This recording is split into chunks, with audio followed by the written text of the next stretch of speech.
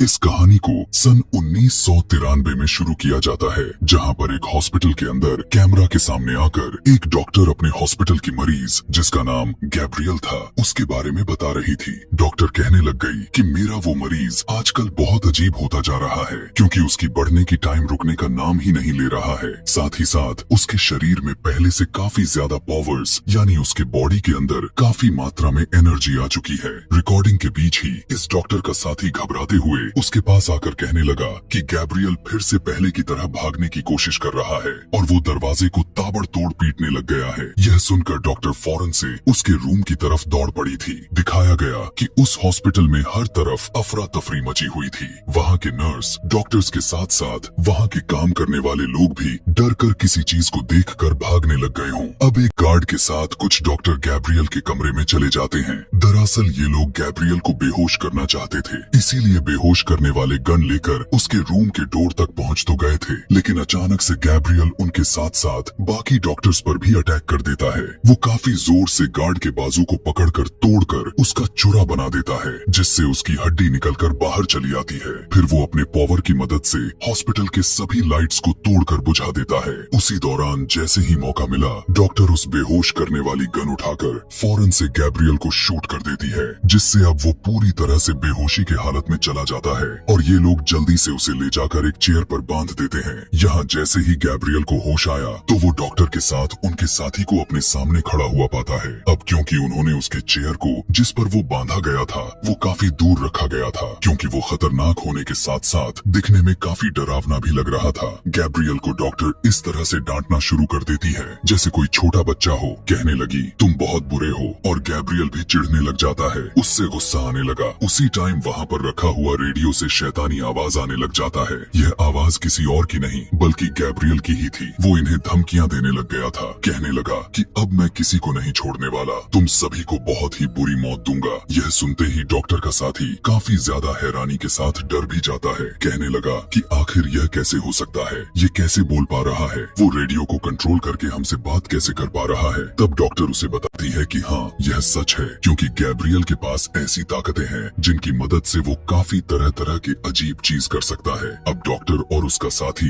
दूसरे कमरे में जैसे ही जाते हैं, उन्होंने देखा कि वहाँ पर लाशों की ढेर लगे पड़ी थी। यह देखकर दोनों काफी परेशान हो गए और अब यहाँ डॉक्टर कहती है कि यही वक्त है जो आ चुका है, क्योंकि इसी वक्त में इस मुसीबत को पूरी तरह से जड़ से खत्म करने का टाइम आ चुका है। यहीं से यह पूरा सीन बदलकर हमें एक कपल को दिखाया गया, जिनमें वाइफ का नाम मेडिसिन होता है। यहाँ इन्हें देखकर हमें पता चला कि पिछले कई दिनों से इन दोनों में कुछ खास नहीं बन रही है, क्योंकि उनके शादी को काफी साल तो हो चुके थे, लेकिन प्रॉब्लम तो यह था कि मेडिसिन का बच्चा ही नहीं हो रहा था। हर बार जब भी वो माँ बनने जा रही होती है, उसका बच्चा पेट में ही मर जाता था, और यही वजह है कि वो पहले से अब काफी ज्यादा ही परेशान रहने लग चुकी थी। उसके हस्बैंड का गुस्सा भी उसके सर पर सवार होता रहा। यही वजह है कि इनकी झगड़े होते रहते थे। आज के दिन भी ये दोनों हस्बैंड वाइफ किसी बात को लेकर बहसबाजी करते हुए दिख रहे थे, जहाँ मेडिसिन की हस्बैंड को गुस्सा आ गया और वो उसे जोर से दीवार में धक्का मारकर लड़ा देता है और उसके सर पर चोट लगने की वजह से खून बाहर आ जाता है। यहाँ यह देखकर उसका हस्बैंड घबरा गया और जल्दी से मेडिकल किट लेने के लिए अपने रूम से बाहर चला जाता है, ताकि उसकी जख्मों को साफ कर सके। लेकिन इसी मौके का फायदा उठाते हुए जल्दी से मेडिसिन कमरे के दरवाजा क्लोज कर देती है और खुद को रूम में ही लॉक्ड कर लेती है। असल में मेडिसिन अपने हस्बैंड से तंग आ चुकी थी, क्योंकि वो काफी अजीब किस्म का था। उससे हर बात पर लड़ाई झगड़ा करने लगता और उसे मारने लगता था। कुछ टाइम के बाद वो मेडिसिन को दरवाजा खोलने को चिल्लाने लग गया, लेकिन उसके बावजूद भी दरवाजा वो नहीं खोलती। इसीलिए अब उसके हस्बैंड को आज रात कमरे से बाहर ही गुजारना पड़ेगा। रात में दिखाया गया जब वो सोफे पर सो रहा था तो उसे ऐसा महसूस होता है जैसे किचन में कोई मौजूद है। वो जब चेक करने गया तो हैरान करने वाला बात यह था कि उसकी मिक्सर मशीन अपने आप चलने लग जाती है। यहाँ तक कि फ्रिज भी खुला हुआ था और उसका टीवी भी चल रही थी, लेकिन वहाँ कोई दिखाई नहीं दे रहा था। उसका हस्बैंड अभी यह सब देख ही रहा था कि तभी उसके पीछे एक शैतानी काले रंग का कुछ आकर आदमी की तरह खड़ा हो जाता है और अचानक से उस पर हमला कर देता है, जो अचानक से उसके सर को दीवार पर जोर से मारता है। उसी टाइम पर अचानक मेडिसिन की आंख खुल जाती है। यहाँ हम ये बात समझ पाते हैं कि यहाँ हमला जो अभी अचानक से हुआ वो मेडिसिन का सपना था, न कि रियल में। यहाँ वो काफी घबराई हुई थी। उसे अपने हस्बैंड की टेंशन होने लग जाती है है, इसीलिए वो जल्दी से कमरे का दरवाजा खोलकर बाहर अपने हस्बैंड को देखने के लिए चली आती है। लेकिन अपने आंखों से जो उसने देख पाया, उसे देखकर उसकी तो दिमाग ही खराब हो जाती है, क्योंकि वहाँ उसकी हस्बैंड की लाश बहुत ही बुरी हालत में पड़ी हुई थी। दरअसल मेडिसन में जो अपने सपने में देखा था, वो सपना अब एक हकीकत में बदल चुका था। वो काला साया उसके हस्बैंड के पूरी बॉडी को तोड़ मरोड़ कर उसे यहाँ फेंक दिया हुआ था। हर तरफ खून लगे हुए थे। वो अभी अपने हस्बैंड की लाश के पास जा पाती कि तभी पीछे से वही काले रंग की साया निकलकर उसे इस कदर देखने लग जाता है कि मेडिसन का हालत खराब हो जाता है और अब वो मेडिसन की तरफ बढ़ने लगा था। वो उस पर हमला करने के लिए आ पाता, उससे पहले ही वो वहाँ से भागने लग जाती है। इससे पहले कि वो मेडिसन पर हमला कर पाता, वो अपने कमरे में आकर फौरन दरवाजा बंद कर देती है। दरवाजे को हाथ से दबाते हुए खड़ी हो जाती है, जिससे वो कमरे के अंदर ना आ सके कि उसी टाइम काला साया आकर दरवाजा तोड़ने की कोशिश करने लग गया। मेडिसन दरवाजे को रोकने की कोशिश करती है, लेकिन वो साया दरवाजा तोड़ ही देता है और काफी तेजी के साथ एक ही झटके में दरवाजे के साथ वो दूर जाकर गिर गई और वहीं पर बेहोश हो जाती है। अगले सीन में मेडिसन को हॉस्पिटल में दिखाया गया, जहाँ उसकी आंख खुला तो उसके सामने उसकी बहन बैठी हुई थी, जो पहले तो मेडिसन का हाल पूछती है कि तुम ठीक हो, फिर उसे बताती है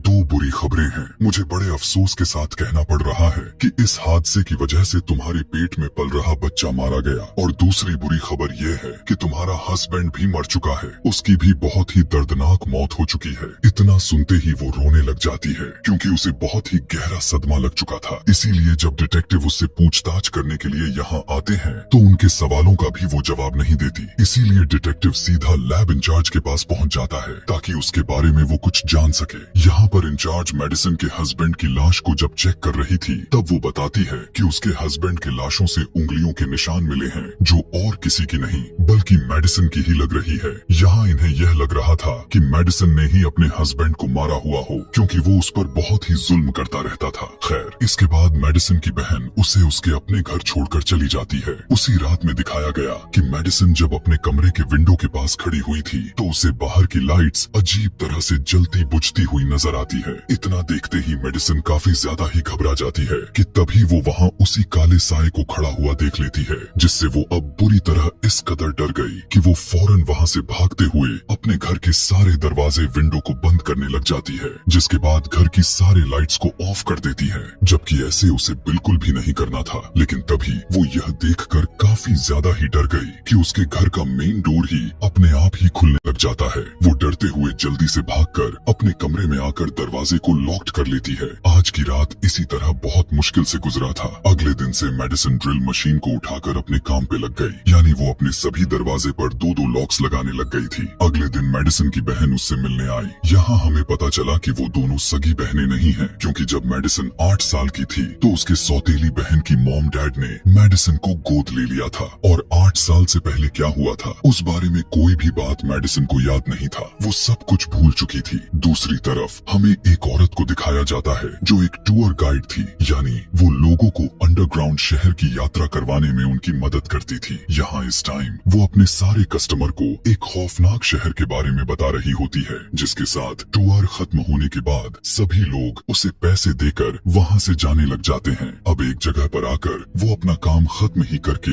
वहाँ से जाने की तैयारी ही करने में लगी थी, तो अचानक वहाँ सारी की सारी लाइट जलने बुझने लग जाती हैं, और देखते ही देखते लाइट्स ऑफ हो जाती हैं। टूर गाइड को लगता है कि वहाँ पर जरूर कोई है जो लाइट से मजाक कर रहा है, इसीलिए चेक करने के लिए दूसरी तरफ जाने लग जाती है। जैसे ही उसकी नजर ऊपर की तरफ छत पर गई, तो वहाँ एक काफी खौफनाक क्रिएचर बैठा हुआ था, जिसे देखकर वो बहुत ही ज्यादा डर कर वहाँ से भागने लग गई। लेकिन उसी टाइम पर वो नीचे आकर उस पर हमला कर देता है। कुछ टाइम के बाद जब उसे होश आया, तो वो अपने आप को एक अजीब सी जगह पर बांधा हुआ पाती है। देखने को मिला कि उसके मुंह को टैप के जरिए बांधा गया था और दोनों हाथों को रस्सियों के सहारे बांधा गया था। वहीं पर एक रेडियो भी रखा गया था, बिल्कुल उसी रेडियो की तरह लग रहा था जिस पर गैब्रियल ने अपना कंट्रोल करके सभी को मारने का धमकी दिया था, और उसमें वही शैतानी आवाज थी जो उस टाइम हमने सुनी हुई थी। और अब क्योंकि वो आवाज गैब्रियल की थी, तो यहाँ हमें बिल्कुल पूरी तरह से समझ आ चुकी थी कि ये क्रिएचर और कोई नहीं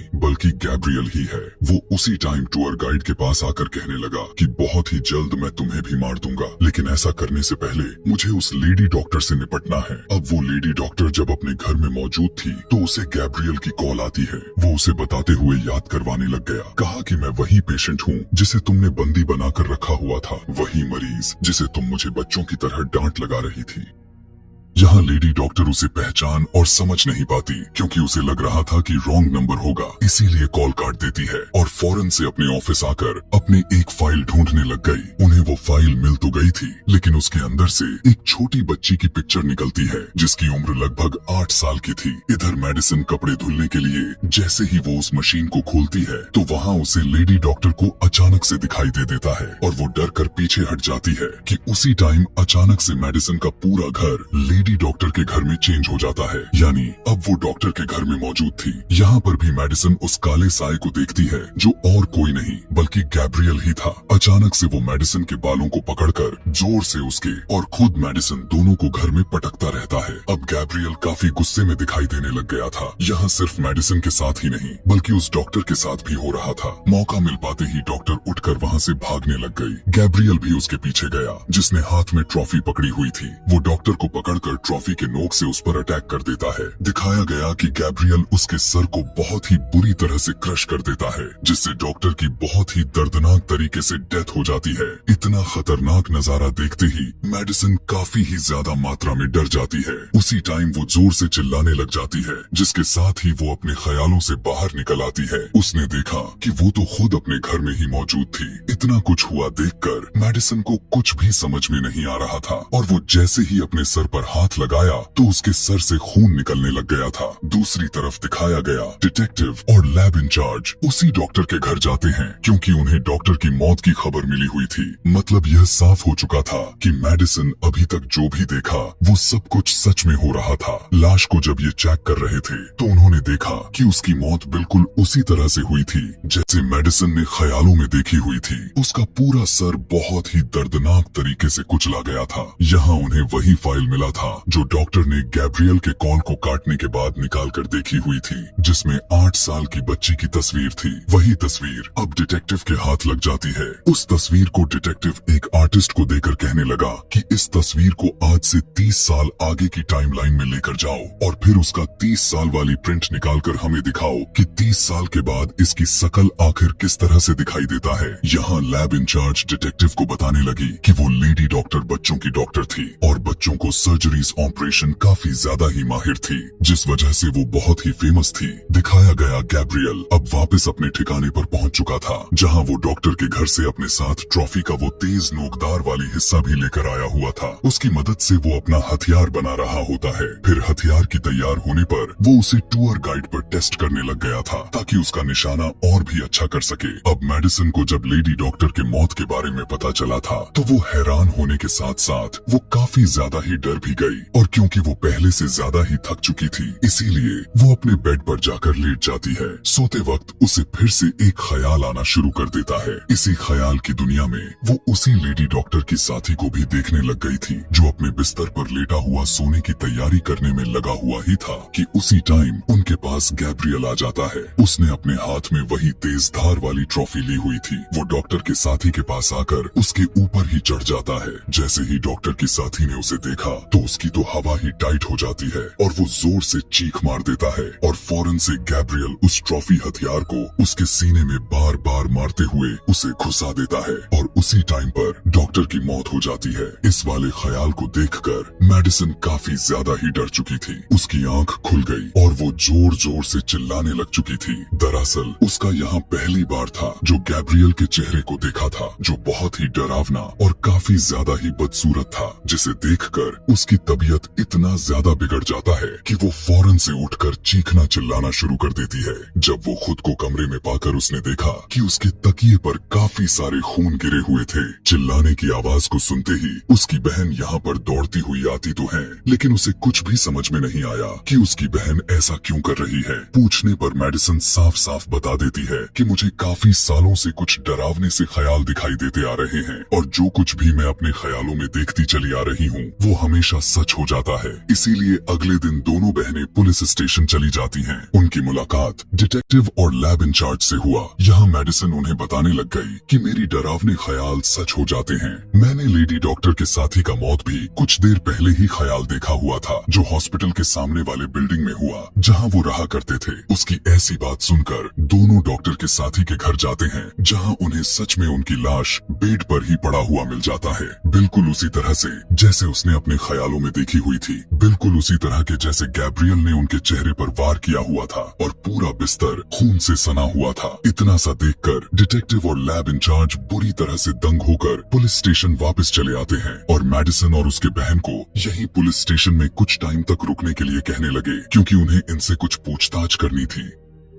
वहीं वॉशरूम में मेडिसन के पास एक अनजान नंबर से कॉल आया, जो यह कॉल किसी और की नहीं बल्कि गैब्रियल की ही थी, जिसमें वो कहता है कि तुम्हारा नाम मैं अपनी मर्जी से रखने जा रहा हूँ, क्योंकि तुम मेरी बहन हो और मैं तुम्हारा भाई हूँ, और अब मैं इतने सालों के बाद वापस लौटकर तुम्हारे पास आ चुका हूँ। वजह इसलिए क्योंकि मैं तुम्हारा और खुद अपना बदला लेने के लिए ही यहाँ पर आया हूँ। कहने लगा कि जितने भी गुनहगार लोग चैन की सांस ले रहे हैं, उन सबको मौत की नींद सुला दूंगा। यह सुनकर मेडिसन काफी घबरा गई। फौरन से वो अपने बहन को लेकर पुलिस स्टेशन से चले जाते हैं। उसने जाने के बाद डिटेक्टिव आर्टिस्ट के भेजे हुए फाइल देखने लग जाता है, जिसने उस बच्ची की तस्वीर को बदल दिया था। यहाँ हम यह देख पाते हैं कि 30 साल जो उस बच्ची के उम्र के हिसाब से जो टाइम अभी के टाइम लाइन में चल रही थी, उस बच्ची का तस्वीर को बदलकर सामने किसी और का नहीं बल्कि मेडिसन का ही होता है। रात में डिटेक्टिव दोबारा से इस फाइल को पढ़ने लग गया, जहाँ उसे पता चला कि मेडिसन की सौतेली मॉम ने उसे इलाज करवाने के लिए लेडी डॉक्टर हॉस्पिटल में एडमिट करवाया हुआ था, लेकिन अब इस लेडी डॉक्टर की तो मौत हो चुकी थी और उस मेडिसिन का इलाज उस लेडी डॉक्टर के साथ साथ उसके 2 साथियों ने ही किया हुआ था। पर हमने देखा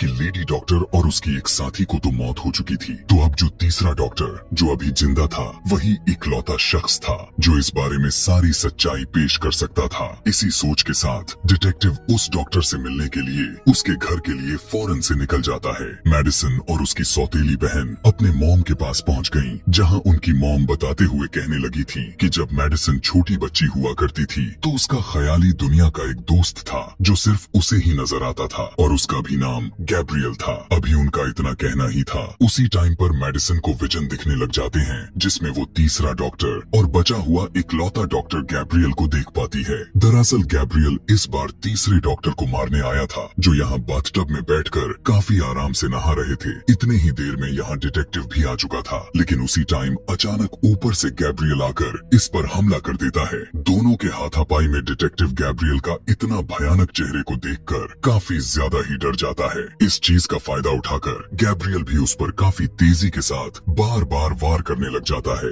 लेकिन हर बार वो बचता रहता है। फिर डिटेक्टिव उस पर वार करके उसे दूर फेंक देता है और उस पर फायरिंग करने लग जाता है, लेकिन गैब्रियल किसी तरह यहाँ से भाग जाता है। इसके बावजूद भी डिटेक्टिव उसके पीछे भागा पकड़ने के लिए, लेकिन फिर भी वो उसके हाथ नहीं लगा था। इसी के साथ मेडिसिन अपने ख्यालों की दुनिया से बाहर चली आती है। अगले दिन दिखाया गया, जहाँ पर डिटेक्टिव और लैब इंचार्ज अपने साथ एक ब्रेन डॉक्टर को लेकर आए हुए थे, ताकि वो थेरेपी करके मेडिसिन के पुरानी यादों को खोज सके, वही यादें जो वो बचपन में भूल चुकी हैं। थेरेपी के दौरान मेडिसिन बताने लगी कि जब मैं छोटी बच्ची हुआ करती थी, तब मैं गैब्रियल के हरकतों की वजह से मुझे ही डांट पड़ती रहती थी, क्योंकि वो मुझसे उल्टे सीधे काम करवाया करता था। और उसी के साथ मेडिसिन यहाँ सभी लोगों को अपने बचपन की कहानी सुनाने लगे कि एक दिन मेरे पास गैब्रियल की कॉल आया और उसने मुझसे कहने लगा कि इसी टाइम अपनी आंखें बंद करो, तुम्हारे सामने टेबल पर एक केक रखा हुआ है जिसे तुम बड़े से चाकू से काट कर अपने मॉम को खिलाओ। लेकिन जब उसने अपनी आंखें खोलकर देखा था तो वहाँ पर कोई केक तो था ही नहीं, बल्कि वहाँ पर उसके मॉम डैड सो रहे थे और उसके हाथ में लिए चाकू के नीचे उसके मॉम का पेट था। दरअसल गैब्रियल कह रहा था कि तुम अपने मॉम का पेट इसी वक्त काट दो, ताकि तुम्हारे मॉम के पेट में जो बच्चा है वो बाहर आने से पहले ही मर जाए। तभी उसकी मॉम की नींद टूट जाती है और जब उन्होंने उसे ऐसे इस हालत में देखा तो वो चीखने चिल्लाने लग जाती है। और प्रेजेंट टाइम में जब मेडिसिन यह बात सभी को सुनाए जा रही थी तो वो भी उसी टाइम चिल्ला रही थी। अब उसी टूर गाइड को दिखाया गया जिसे गैब्रियल ने पकड़कर बांधा हुआ था। वो किसी तरह उसके कैद से आजाद होकर वहाँ से भागने की जैसे ही कोशिश की, लेकिन तभी उसका पैर फ्लोर पर लगा और वो सीधा नीचे नीचे गिर गई और वो उसी जगह पर पहुंच गई जहां मेडिसन और बाकी लोग बैठे हुए थे। इससे साफ पता चल जाता है कि गैब्रियल ने टूर गाइड को मेडिसन के ऊपर वाले फ्लोर पर कैद करके उसे बांधा था। थोड़ी ही देर में यहाँ पुलिस आई और मेडिसन को अरेस्ट कर लिया था, क्योंकि उन्हें ऊपर वाले फ्लोर से गैब्रियल के कपड़े और हथियार वगैरह मिले हुए थे, जिससे सभी को बस यही लग रहा था कि गैब्रियल कोई और नहीं, मेडिसन ही है। ना ही कोई और है जो गैब्रियल है, और मेडिसन ही है जो अपने बचपन से ही दो रूप लेकर एक ही जिंदगी गुजार रहे हैं, क्योंकि एक तो खुद मेडिसन ही है और एक उसके ख्यालों दुनिया गैब्रियल की। लेकिन यहाँ डिटेक्टिव उनके ऐसी बातों पर बिल्कुल भी विश्वास नहीं कर रहा था, क्योंकि उसने मेडिसन की जगह खुद अपनी आंखों से गैब्रियल को देखा हुआ था। खैर, अरेस्ट करने के बाद डिटेक्टिव और लैब इंचार्ज मेडिसन से पूछताछ करने में लग जाते हैं, जहां वो बताती है कि गैब्रियल बहुत ही ज्यादा खतरनाक है। उसी पूछताछ के दौरान मेडिसन के फोन पर गैब्रियल का कॉल आया और वो उन सभी लोगों को खुद बताता है कि हाँ, मैं मेडिसन का ख्याली दोस्त हूँ। लेकिन उसी दौरान यहाँ मेडिसन जोर जोर से चिल्लाने लग गई, जिसकी वजह से उस रूम में लगा हुआ सारा बल्ब टूट जाते हैं। उसके ऐसा करने पर मेडिसन को सेल में लॉक्ड कर दिया गया था। इधर मेडिसन भी अपनी सौतेली बहन से उस हॉस्पिटल का एड्रेस लेती है जहां बचपन में मेडिसन को इलाज के लिए एडमिट करवाया गया था, यानी वही हॉस्पिटल जो लेडी डॉक्टर का था। अब क्योंकि हॉस्पिटल तो बंद हो गया था, लेकिन उसकी बहन को पता था कि वहां से जरूर कुछ तो ऐसा होगा जो आगे चलकर काम आ सकेगा, इसीलिए वो फौरन से हॉस्पिटल के लिए निकल पड़ी। हॉस्पिटल में आकर वो वहाँ के सभी चीजों को चेक करने लग गई, जहाँ उसे मेडिसन से जुड़ी कुछ टैप रिकॉर्डर मिल जाता है, जिसे वो लेकर अपने घर आ जाती है। उन रिकॉर्डिंग को चेक करने पर पता चला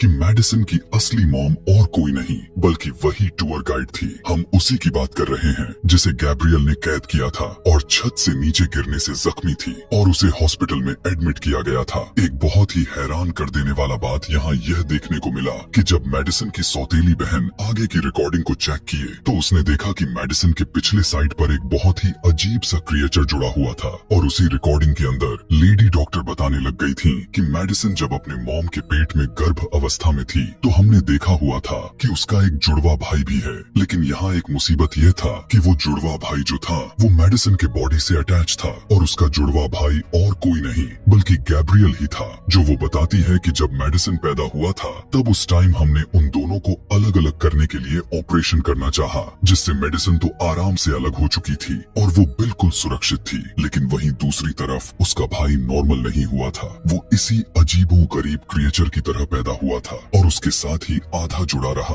अब क्योंकि दोनों की दिमाग और रीढ़ की हड्डी एक ही थी, इसीलिए गैब्रियल को हमने मेडिसन के अंदर से पूरी तरह से नहीं निकाला। यानी उसका कहने का मतलब था कि वे जितना निकाल सकते थे उतना ही निकालने में कामयाब हो पाए और बाकी अंदर ही रहने दिया था। बस उसके दिमाग को ऑपरेशन करके बंद कर दिया गया था, क्योंकि उसके जान का खतरा हो सकता था, जिससे उसका आधा दिमाग मेडिसन के अंदर ही रह गया था। यहाँ डॉक्टर बताते हुए कहने लग गए थे कि गैब्रियल एक बहुत ही खास तरह का बच्चा था, क्योंकि उसके पास बहुत ही शक्तिशाली ताकतें थीं। डॉक्टर बताती हैं कि गैब्रियल आसपास के सिग्नल्स और वेब्स को कंट्रोल में कर सकता था, और यही तो वजह थी कि उसने रेडियो के सिग्नल्स को कंट्रोल करके मूवी के स्टार्ट में कहा हुआ था कि मैं किसी को नहीं छोड़ूंगा, मैं तुम सभी को मार डालूंगा। फिर एक दिन गैब्रियल ने मेडिसन को कंट्रोल करके उस हॉस्पिटल में तबाही मचा दी थी। यानी यह वही टाइम है जब हमने कहानी के शुरुआत में देखा हुआ था, और जब डॉक्टर इस मुसीबत को जड़ से खत्म करने की बात कही हुई थी, वो और कोई नहीं बल्कि गैब्रियल ही था, जिसे वो आधा तो निकाल आई थी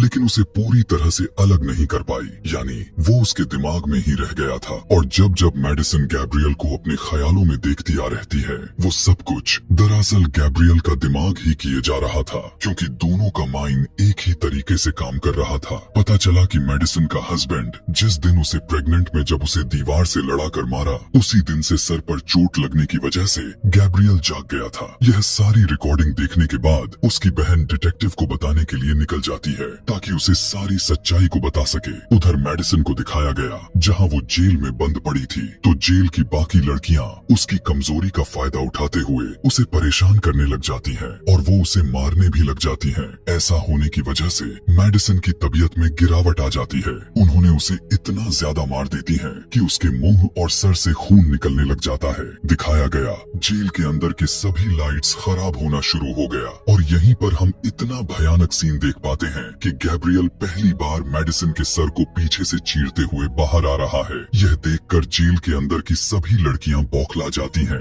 गैब्रियल उसके सर को चीरने लग जाता है। लड़कियां डर की वजह से चिल्लाने लग जाती हैं। मेडिसिन अब गैब्रियल के कंट्रोल में थी। अचानक से एक लड़की के पास जाकर उसके गर्दन पर इस तरह से वार करती है कि उसका खून निकलने लग जाता है। फिर एक एक करके जितने भी लड़कियां उसके पास आते जा रही थीं, वो बहुत ही बेरहमी से सभी को पटक पटक फेंकते हुए मारती चली जाती है। दिखाया गया कि मेडिसिन किसी के हाथ को लकड़ी की तरह तोड़ देती है तो किसी के पेट में अपना हाथ घुसाकर आर पार काट देती है। वहीं एक लड़की को पटककर उसके सर पर अपना पैर रखकर कुचल देती है।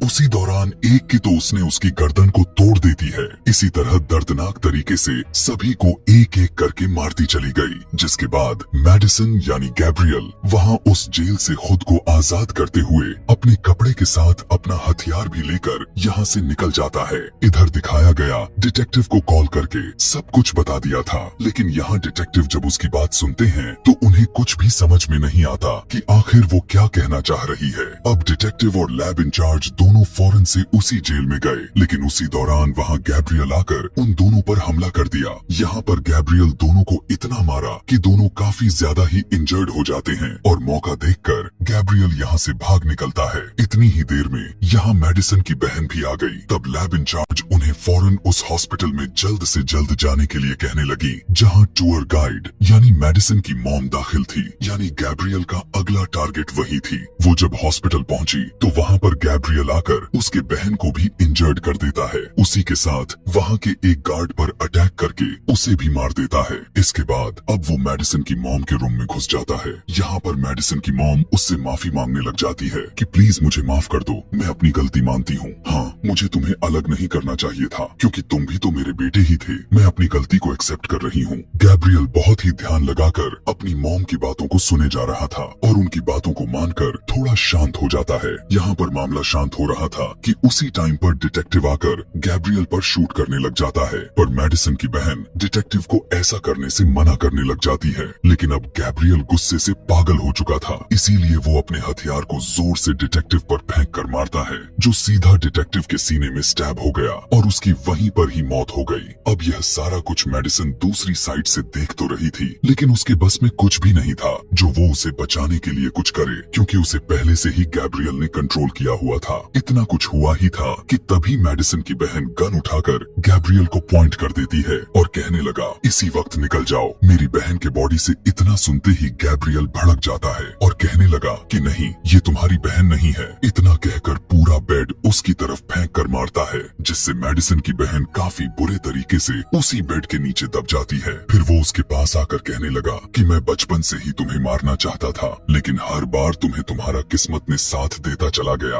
काफी दर्द में मेडिसिन की बहन उसे पुकारते हुए उससे मदद का गुहार लगाती है। दरअसल मेडिसिन को वो गैब्रियल के खिलाफ भड़का रही थी ताकि गैब्रियल पर काबू पा सके। कहने लगी गैब्रियल ही वही शख्स है जिससे तुम कभी माँ बन ही नहीं पा रही थी, क्योंकि जब भी तुम माँ बनने के लिए तैयार होती हो उसी टाइम ये तुम्हारे बच्चे को पेट में ही मार देता है। यह सुनकर मेडिसिन का खून खौलने लग गया और अब वो गैब्रियल पर काबू पाने की कोशिश करना शुरू कर देती है। अभी वो कुछ कर पाती, उसी टाइम अचानक से गैब्रियल मेडिसिन की बहन के सर में गोली मारा और बाद में मेडिसिन की मॉम का गला घोंटते हुए उसकी जान ले ली। जिसके बाद गैब्रियल अपने ठीक सामने मेडिसिन को देख पा रहा था, क्योंकि मेडिसिन ने आखिरकार अपने दिमाग पर कंट्रोल करना सीख चुकी थी और अब सब कुछ उसके हिसाब से ही हो रहा था। यानी कि मेडिसिन की बहन और उसकी मॉम की मौत तो बस एक ख्यालों की दुनिया थी, जो मेडिसिन अब गैब्रियल को ही दिखाई जा रही थी, क्योंकि दिमाग पर कंट्रोल तो उसी ने किया था, न कि गैब्रियल ने। और असल दुनिया में उसकी मॉम और बहन दोनों अभी भी जीवित थी। यहाँ वो पहली बार गैब्रियल से आंख मिलाकर बात करती है। कहने लगी कि मेरे शरीर और दिमाग पर सिर्फ मेरा ही कंट्रोल के साथ साथ हक भी मेरा है, और अगर अगली बार तुमने मुझ पर कभी भी कंट्रोल करने की कोशिश की तो तुम सुनो, मैं तुम्हारी अस्तित्व ही मिटा दूंगा। अभी मेडिसिन का कहना ही था कि उसका खुला हुआ पीछे का सर बंद हो गया और फौरन से वो वापस होश में आ चुकी थी और वो अपने अंदर से गैब्रियल को निकालकर हमेशा के लिए उसे कैद कर देती है। होश में आते ही मेडिसन अपनी बहन को नीचे से निकालती है, जो तभी से वहाँ बेड के नीचे दबकर तड़प रही थी। अच्छी बात तो यह था कि वो बेचारी अभी भी जीवित बची पड़ी थी। उसकी जान को सेव करने के बाद मेडिसन उसे अपने गले से लगाया और कहने लग गई कि इस दुनिया में सिर्फ खून का रिश्ता ही रिश्ता नहीं कहलाता, बल्कि वो लोग अपने होते हैं जो हर मुसीबत में साथ दे रहे हैं और आपका केयर करने के लिए हर मुसीबत से लड़ने के लिए तैयार खड़े हैं। मेडिसन ने मुस्कुराते हुए कहा, तुम ही तो मेरी सबसे प्यारी बहन हो और हमेशा मेरी बहन ही रहोगी। बेशक हमारा खून एक नहीं है, लेकिन मैं हमेशा तुम्ही से प्यार करूंगा। इतना कुछ कहते सुनते हुए दोनों बहनें गले लगकर रोने लग जाती हैं। वहीं रूम के अंदर बेड पर लेटा हुआ उनकी मॉम भी उन्हें देखकर काफी खुश हो रही थी, क्योंकि वो अच्छी तरह से जान चुकी थी कि मेडिसन ने गैब्रियल को हमेशा के लिए कैद कर दिया है और वो खुद भी उससे आजाद हो चुकी थी। और इसी हैप्पी एंडिंग के साथ यह पूरा कहानी यहीं पर समाप्त हो जाती है। Thank you for watching.